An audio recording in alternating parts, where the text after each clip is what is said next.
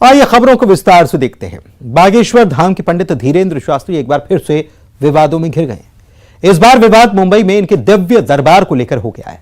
पंडित धीरेंद्र शास्त्री के आयोजन का कांग्रेस ने विरोध किया है, लेकिन एमपी कांग्रेस पसोपेश में है। बाबा की मुंबई में नो एंट्री की मांग वहां की कांग्रेस कर रही है, लेकिन एमपी कांग्रेस के प्रदेश अध्यक्ष खुद बाबा के दरबार में हाजिरी लगाते हैं और ऐसे में बाबा के विरोध में कांग्रेस फंस सी गई लगती है। दरबार पर बवाल, बाबा ने ठोकी ताल। श्री सीताराम मुंबई वाले पागलों, करो बब्बू तुम तैयारी। मुंबई महाराष्ट्र 18-19 मार्च को आ रहे हैं मुगदरधारी। मध्य प्रदेश में हाजिरी, मुंबई में नो एंट्री। कथा पर क्लेश, बंट गई कांग्रेस। बाबा और विवाद साथ साथ चलते हैं। कभी इनके चमत्कार तो कभी इनके बयान। विवादों का सिलसिला थमता ही नहीं। बाबा मुंबई में दरबार लगाने वाले हैं। विवाद इस बात पर भी शुरू हो गया है। अब बाबा ने तो साफ कर दिया, करो तैयारी, आ रहे हैं मुगदरधारी। लेकिन मुंबई में बाबा की कथा का विरोध कर कांग्रेस फंस गई है। सवाल उठने लगे हैं कि क्या बाबा पर कांग्रेस बंट गई है। महाराष्ट्र में कांग्रेस बागेश्वर धाम के पंडित धीरेंद्र शास्त्री की कथा का विरोध कर रही है। पार्टी के प्रदेश अध्यक्ष नाना पटोले ने सीएम एकनाथ शिंदे को पत्र लिखा। यहां कथा की अनुमति न दिए जाने की मांग की है। अब पेंच ये है कि महाराष्ट्र में तो कांग्रेस बाबा का विरोध कर रही है, लेकिन मध्य प्रदेश में कांग्रेस बाबा के दरबार में हाजिरी लगा रही है। प्रदेश कांग्रेस के अध्यक्ष कमलनाथ खुद बागेश्वर धाम पहुंच गए थे। एक ही पार्टी का पंडित धीरेंद्र शास्त्री पर अलग अलग राज्यों में अलग अलग स्टैंड है। इसे लेकर कमलनाथ से सवाल पूछा गया तो उन्होंने क्या कहा, आप भी सुनिए। सीएम को पत्र लिखा है कि धीरेंद्र शास्त्री की कथा नहीं होनी चाहिए, मुंबई में अंधविश्वास फैला। मुझे इसकी जानकारी। सीएम को पत्र लिखा है कि धीरेंद्र शास्त्री की कथा नहीं होनी चाहिए, मुंबई में अंधविश्वास फैला। मुझे इसकी जानकारी। इस बयान से ये साफ जाहिर है कि कमलनाथ को जवाब देते नहीं बन रहा। भला ये कैसे संभव है कि उन्हीं की पार्टी के प्रदेश अध्यक्ष ने बाबा के खिलाफ मोर्चा खोल दिया, कथा रुकवाने के लिए पत्र लिख दिया और कमलनाथ को इसकी जानकारी ही नहीं है। बीजेपी ने इसे लेकर निशाना साधा। विधायक यशपाल सिंह सिसोदिया ने कहा कि कांग्रेस की कथनी और करनी में बहुत अंतर है। हाथी के दांत खाने के कुछ और हैं, दिखाने के कुछ और हैं। कांग्रेस पूरी तरह से धर्म के मामले में राजनीति करती है और ये आपने प्रत्यक्ष उदाहरण इसका दिखा दिया, बता दिया। यूं तो पंडित धीरेंद्र शास्त्री राज्य की सीमा में नहीं बंधे, लेकिन ये सभी जानते हैं कि बाबा मध्य प्रदेश के रहने वाले हैं। देश के साथ साथ यहाँ भी इनके लाखों भक्त हैं। अब बाबा के प्रति आस्था कहिए या सियासी मजबूरी, कमलनाथ के लिए उनके खिलाफ जाना जरा मुश्किल लगता है। लेकिन उनकी ही पार्टी के नेता द्वारा किसी और राज्य में बाबा का विरोध करना मुश्किलें पैदा कर रहा है। मध्य प्रदेश में कांग्रेस बाबा पर क्या स्टैंड लेगी, ये बड़ा सवाल है। Bureau report, news 18। तो पंडित धीरेंद्र शास्त्री पर कांग्रेस की दुविधा आपने देखी, लेकिन कांग्रेस आखिर बाबा का विरोध कर क्यों रही है। पंडित धीरेंद्र शास्त्री ने दरअसल संत तुकाराम पर एक विवादित बयान दिया था, जिसे कांग्रेस ने उनका अपमान बताया है। हालांकि धीरेंद्र शास्त्री अपने बयान पर पहले ही माफी मांग चुके हैं, लेकिन इस पर सियासी घमासान अब भी मचा हुआ है। मुंबई वाले पागलों, करो बब्बू तुम तैयारी। मुंबई महाराष्ट्र 18-19 मार्च को आ रहे हैं मुगदरधारी। बागेश्वर धाम के पंडित धीरेंद्र शास्त्री ने अपने अगले दिव्य दरबार के लिए भरी है हुंकार। बाबा एक बार फिर महाराष्ट्र में दरबार लगाएंगे। इस बार मुंबई में कथा सुनाएंगे। इसके पहले जब बाबा महाराष्ट्र आए थे तो काफी विवाद हुआ था। उन पर अंधविश्वास फैलाने के आरोप लगे और चुनौती भी मिली थी। लेकिन इस बार दिव्य दरबार से पहले ही विवाद शुरू हो चुका है। बाबा के दरबार की अब की बार कांग्रेस ने विरोध किया है। पार्टी के प्रदेश अध्यक्ष नाना पटोले सीएम एकनाथ शिंदे को पत्र लिख चुके हैं और पंडित धीरेंद्र शास्त्री को दरबार लगाने की अनुमति न देने की मांग कर चुके हैं। इस बार बाबा पर विवाद की वजह उनका एक बयान है। पंडित धीरेंद्र शास्त्री ने संत तुकाराम पर एक विवादित बयान दे दिया था, जिसे कांग्रेस संत तुकाराम का अपमान बता रही है। हालांकि धीरेंद्र शास्त्री ने अपने बयान पर सफाई देते हुए माफी मांगी थी और संत तुकाराम को महान संत बताया था। संत तुकाराम जी को लेकर के कोई भाव वहां पर एक विचित्र रूप से विचित्र भाव से प्रस्तुत कर रहे हैं। अपितु संत तुकाराम एक महान संत, हमारे आदर्श हैं। और हमने किसी कथा में उनकी पत्नी को लेकर के भाव प्रस्तुत किया था कि उनकी पत्नी थोड़ा विचित्र स्वभाव की थी। गन्ना वाली एक कहानी हमने पढ़ी थी एक पुस्तक में, संत तुकाराम के चरित्र को पढ़ा। हम बहुत आदर्श मानते हैं उनको, तो उसमें पढ़ा था कि गन्ना से उनकी पत्नी गन्ना लेने भेजती, फिर वो एक गन्ने के 2 टुकड़े हो जाते पिटाई के कारण। तो हमने अपने भाव में उसको समझाया। उसको कई लोगों की भावनाओं को जो वार करे समाज है, पंथ है, उस पंथ के अनुयायियों को क्षोभ पहुंचा, उसके लिए हम साधु भाव में यही कहेंगे कि आप अपने मन में क्षोभ ना लें। हम अपने शब्दों को पुनः वापस लेते हैं, परंतु हमारा ध्येय संत तुकाराम के लिए बहुत दृढ़ है। अपने बयान पर पंडित धीरेंद्र शास्त्री ने माफी मांग ली, लेकिन मुंबई में इनके दिव्य दरबार से पहले इस पर सियासी घमासान मच गया। कांग्रेस खुलकर बाबा का विरोध कर रही है, हालांकि बाबा ने भी ताल ठोक दी है। जय श्याराम, बागेश्वर धाम की जय, सद्गुरु भगवान श्री सन्यासी बाबा की जय। मुंबई वासियों के लिए पुनः बड़ी खुशखबरी है। मुंबई महाराष्ट्र में पुनः बागेश्वर बालाजी की कृपा से 18 मार्च को एक दिवसीय दिव्य दरबार लगने जा रहा है। 19 मार्च को आशीर्वचन एवं सिद्ध अभिमंत्रित भभूति का वितरण होने जा रहा है। सेंट्रल पार्क मैदान, SK stone, Mira road, east Mumbai में यह दिव्य और भव्य आयोजन 18 और 19 मार्च को होने जा रहा है। एक दिवसीय दरबार है, एक दिन का। दूसरे दिन आशीर्वचन भभूति वितरण है। सभी बागेश्वर धाम से जुड़े हुए अनुयायियों को और श्री सीताराम नाम भगवान के सभी परिकर को हम यह इस वीडियो के माध्यम से सूचना दे रहे हैं। आप सब बालाजी की कृपा को पाओ, खूब कृपा सब पर बनी रहे। आना तो एक बहाना है, असलियत में सबको बालाजी का बनाना है। श्री सीताराम। मुंबई वाले पागलो, करो बब्बू तुम तैयारी। मुंबई महाराष्ट्र 18-19 मार्च को आ रहे हैं मुगदरधारी। मैं उनसे अपील करती हूँ आपके इस चैनल के जरिए कि ये धर्म का काम है, उसमें राजनीति को कहीं बीच में नहीं लाए। आप विरोधी पक्ष में हैं, आपका काम है विरोध करना, बिल्कुल करिए, लेकिन धर्म के मामले में ना करें, ये मेरी उनसे विनती है। पंडित धीरेंद्र शास्त्री के आयोजन का विरोध सिर्फ कांग्रेस ही नहीं कर रही, उधर अंधश्रद्धा निर्मूलन समिति के लोगों ने भी बाबा के खिलाफ पुलिस से शिकायत कर डाली है। आयोजन पर रोक लगाने की मांग की है, साथ ही कहा है कि अगर पुलिस एक्शन नहीं लेगी तो पुलिस के खिलाफ भी कार्रवाई की जा सकती है। कानून जो है केंद्र का, drugs and magic remedies act 1954, ये कानून के तहत जिस व्यक्ति को डॉक्टर की डिग्री उपलब्ध नहीं है, ऐसा कोई भी व्यक्ति अगर किसी बीमारी की शिनाख्त करता है, डायग्नोसिस करता है, फिर उसका क्योर करने का प्रयास करता है या फिर ट्रीटमेंट देने का प्रयास करता है, तो वो भी कानूनन अपराध है। और ये दोनों चीजें ये वीडियो में उपलब्ध होने के कारण ये दोनों कानून के तहत उनके ऊपर कार्रवाई करनी चाहिए।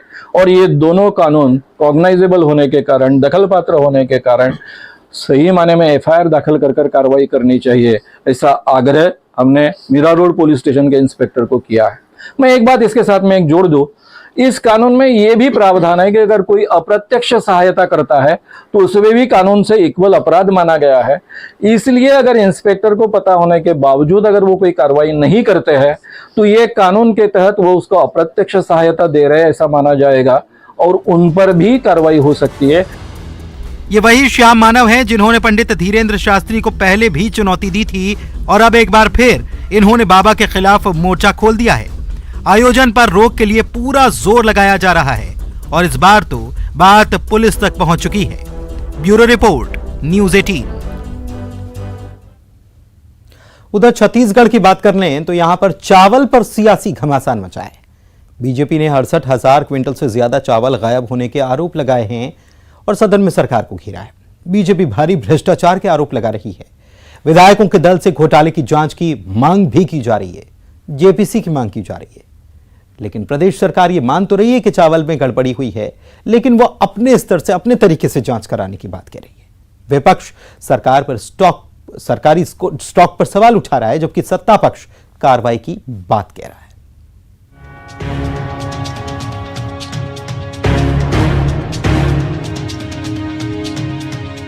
छत्तीसगढ़ में पीडीएस का 68,000 क्विंटल से ज्यादा चावल गायब है। यह आरोप लगाते हुए बीजेपी ने सदन में सरकार को घेरा। विधानसभा में जोरदार हंगामा हुआ। बीजेपी के सदस्यों ने नारेबाजी की।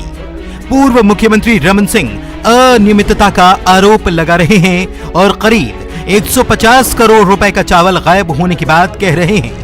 रमन सिंह का कहना है कि राशन दुकानों या सरकार के पास इस गायब स्टॉक का कोई हिसाब किताब नहीं है। ये चावल भ्रष्टाचार की भेंट चढ़ गया।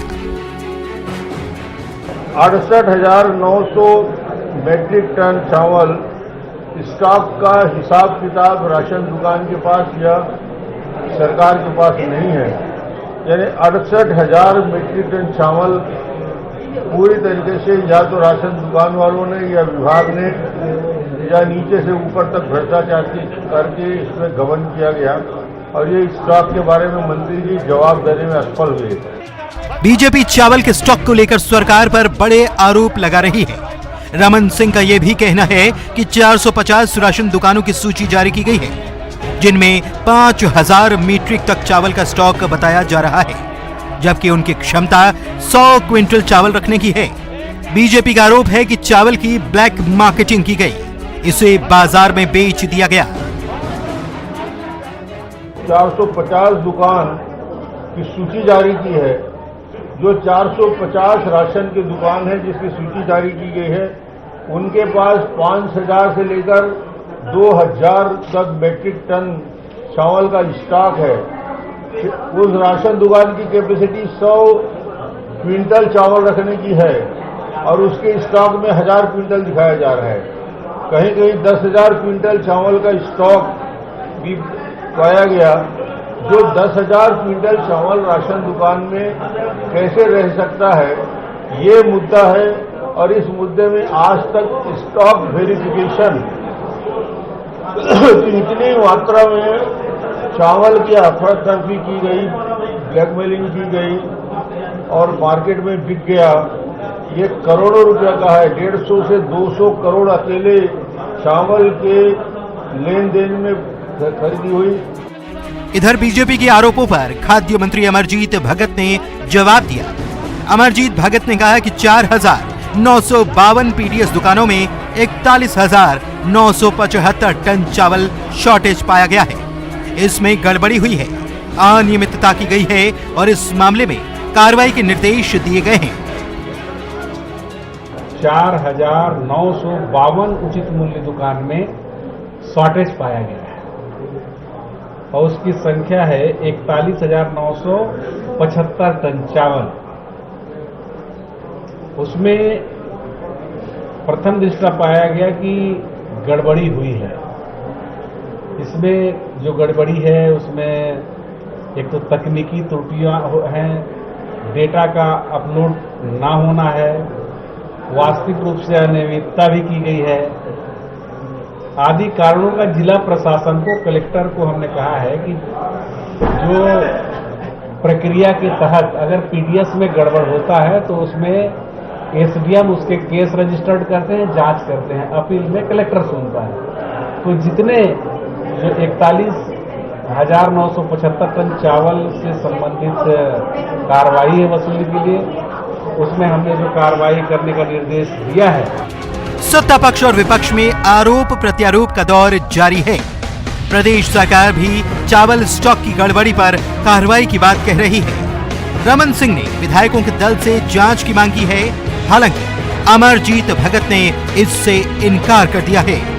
Bureau report, news 18। छत्तीसगढ़ में भूपेश सरकार ने कई अहम फैसले लिए। शहरी गरीबों को जमीन का पट्टा देने की बात कही गई। प्रदेश सरकार ने बैडमिंटन खिलाड़ी आकर्षि कश्यप को डीएसपी बनाने का भी फैसला लिया। इसके साथ ही कैबिनेट ने और कई फैसले लिए। कौन से हैं फैसले, आइए जानते हैं।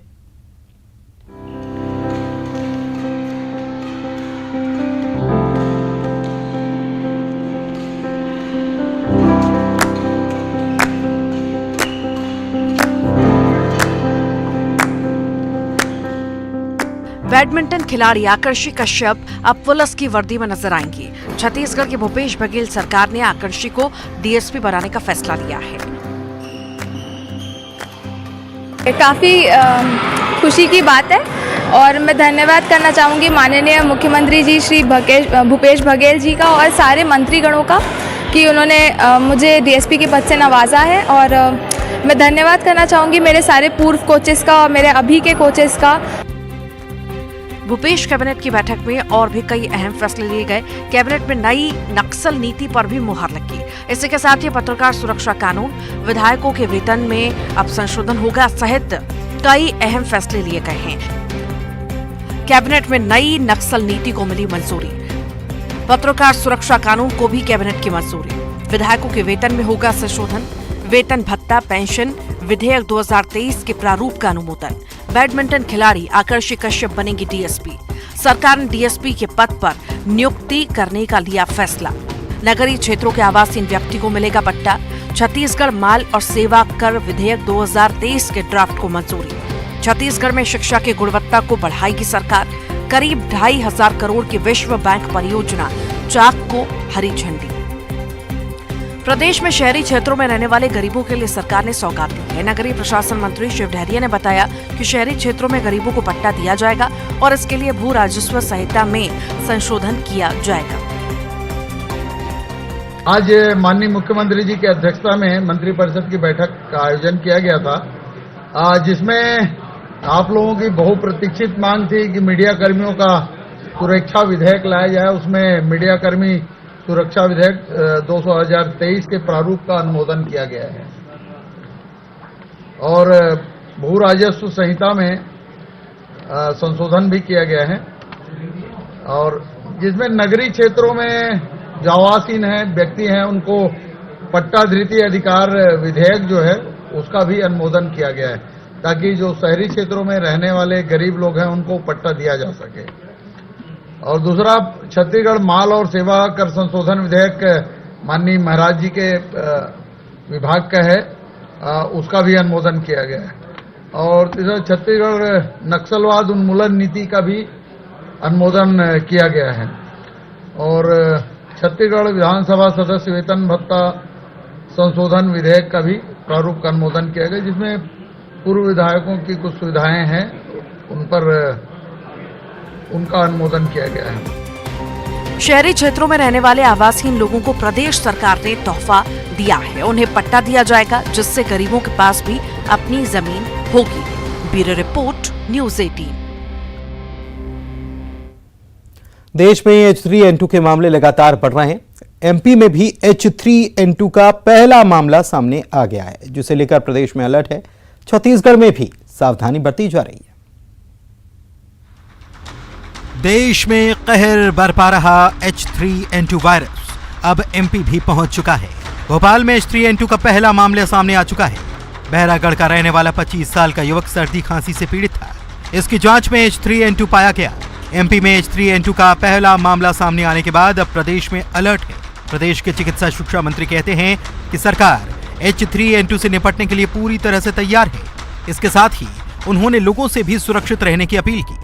मरीज मिला है बैरागढ़ में, H3N2 वायरस उनका पॉजिटिव आया है। एम्स में जांच में ये तथ्य सामने आए हैं, परंतु वो पेशेंट की तबीयत बिल्कुल ठीक है, वो घर पर ही है। कहीं भी किसी भी तरह की उनको हॉस्पिटलाइजेशन की जरूरत नहीं है और उनकी तबीयत पूरी तरह ठीक है और हम पूरी मुस्तैदी के साथ हर स्थिति पर नजर रखें। पहले से ही अपील है कि हम सब सुरक्षित रहें और ये सुनिश्चित करें कि हम अपने को और अपने परिवार को पूरी सुरक्षित रखें। देश में H3N2 वायरस का कहर बढ़ता ही जा रहा है। इसे लेकर चिंता बढ़ गई है। प्रदेश में अभी भोपाल में ही H3N2 का मामला सामने आया है, लेकिन इसे लेकर प्रदेश भर में तैयारियां की जा रही हैं। जबलपुर क्षेत्रीय स्वास्थ्य संचालक डॉक्टर संजय मिश्रा ने बताया कि यहां जांच की सुविधा है और आइसोलेशन वार्ड भी बना दिया गया है। अगर किसी मरीज में इसके लक्षण पाए जाते हैं तो उचित इलाज उपलब्ध कराया जाएगा। भोपाल में एक केस पॉजिटिव पाया गया है। जबलपुर में जो जांच की कहना चाहिए सुविधा है वो ICMR में उपलब्ध है। इसके यदि कोई मरीज आते हैं, लेकिन जब डॉक्टर उनको एडवाइस करेगा तभी उनकी जांच की जाएगी। इसके अलावा मेडिकल कॉलेज में आइसोलेशन वार्ड करीब 1.5 महीने पहले ही बना दिया गया था कि यदि कोई मरीज आएंगे तो उनकी दवा, उनके भर्ती करने की सुविधा, लक्षण रहे जो लक्षणों के साथ लोग आएंगे उनके टेस्टिंग की व्यवस्था भी पर्याप्त है। छत्तीसगढ़ में अभी तक H3N2 का मामला सामने नहीं आया है, लेकिन यहाँ भी शासन प्रशासन अलर्ट है। लोगों को जागरूक किया जा रहा है और H3N2 के लक्षण पर डॉक्टर से सलाह लेने के लिए कहा जा रहा है। 3N2 जो वायरस का भी संक्रमण हुआ है, चल रहा है, उसमें भी रायपुर में उतने प्रकरण नहीं आ रहे हैं, फिर भी लोगों को सतर्क करने का काम, जागरूक करने का काम स्वास्थ्य विभाग कर रहा है। इसके लक्षण यही हैं जो सर्दी, खांसी, बुखार, बदन दर्द, सिर दर्द, इस तरह के लक्षण आते हैं और खांसी की शिकायत होती है। कोरोना अलग था लेकिन लक्षण उसी तरह के हैं जिस तरह कोविड में था। H3N2 वायरस आफत बन चुका है। भारत सरकार ने इसे लेकर सभी राज्यों को अलर्ट रहने की एडवाइजरी जारी की है। ये वायरस आखिर क्या है, आइए ये जानते हैं। इन्फ्लुएंजा ए का सब टाइप है H3N2 वायरस। सीजनल वायरस है H3N2 वायरस। संक्रामक रेस्पिरेटरी वायरस है H3N2 वायरस। H3N2 के लक्षण सीजनल कोल्ड की तरह होते हैं। इसमें मरीजों को खांसी, नाक बहना या बंद होना, गले में खराश, सिर दर्द, शरीर में दर्द, बुखार, ठंडे लगना, थकान, सांस फूलना, दस्त, उल्टी आदि होता है। यह वायरस काफी संक्रामक है और खांसने, छींकने से फैलता है। इससे बचने के लिए सावधानी बेहद जरूरी है। आइए जानते हैं H3N2 से सुरक्षा के लिए किस तरह की एहतियात बरतनी चाहिए। वायरस से ऐसे बचें। हाइजीन का ध्यान रखें। साबुन से हाथ धोते रहें। भीड़ भाड़ वाली जगहों से बचें। मास्क का उपयोग करें। पर्याप्त तरल का सेवन करें। इन सावधानियों को बरतकर H3N2 से सुरक्षित रहा जा सकता है। MP और छत्तीसगढ़ अलर्ट पर है और H3N2 से निपटने की तैयारियां यहां की जा रही हैं। लोगों को एहतियात बरतने की सलाह भी दी जा रही है। Bureau report, news 18। इधर शिवपुरी से खबर आपको बता रहे हैं, जहां पर ट्रक में आग लगने की घटना सामने आई है। डिवाइडर से टक्कर हुई और उसके बाद आग लगी ट्रक में और ट्रक पूरी तरह से जलकर खाक हो गया। कोलारस के लुकवासा चौकी इलाके की यह घटना है। मौके की तस्वीरें आपको दिखा रहे हैं। डिवाइडर से टक्कर होने के बाद यह आग इसमें ट्रक में अचानक से लग गई और पूरी तरह से ट्रक जो है वो जलकर खाक हो गया। शिवपुरी से खबर आपको बता रहे हैं, लुकवासा चौकी इलाके की ये घटना है और मौके पर देखिए कैसे ये ट्रक पूरी तरह से धूं धूं कर जल रहा है। जो जानकारी है उसके मुताबिक पहले अनियंत्रित होकर डिवाइडर से टकराया। डिवाइडर से टकराने के बाद इसमें अचानक से आग लगी और पूरा ट्रक जलकर खाक हो गया। सिवनी के उगली थाना के सारस डोल गांव में गोरेलाल पटले के मकान में शाम को भीषण आग लगी। आग लगने की घटना से पूरे गांव में हड़कंप मच गया। देखते ही देखते आग पूरे मकान में फैल गई और मकान के साथ साथ गृहस्थी का सामान भी पूरी तरह से जलकर राख हो गया। इस बीच दमकल के पहुंचने के बाद कड़ी मशक्कत से आग को बुझा लिया गया। फिलहाल पुलिस ने घटना की जांच के लिए मामले को विवेचना में ले लिया है।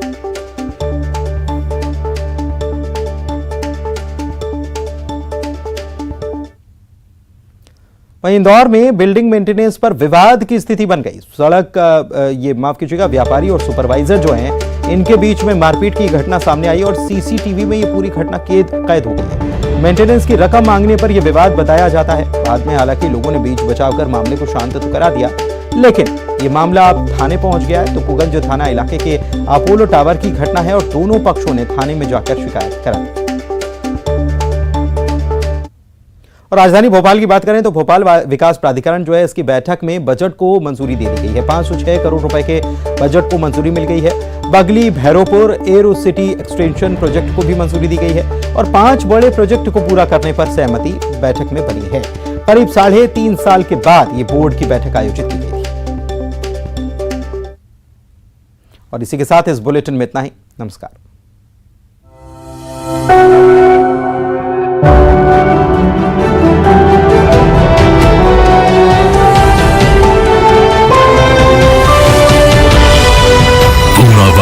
FinCorp presents News 18 Rising India Real Heroes। चलता रहा है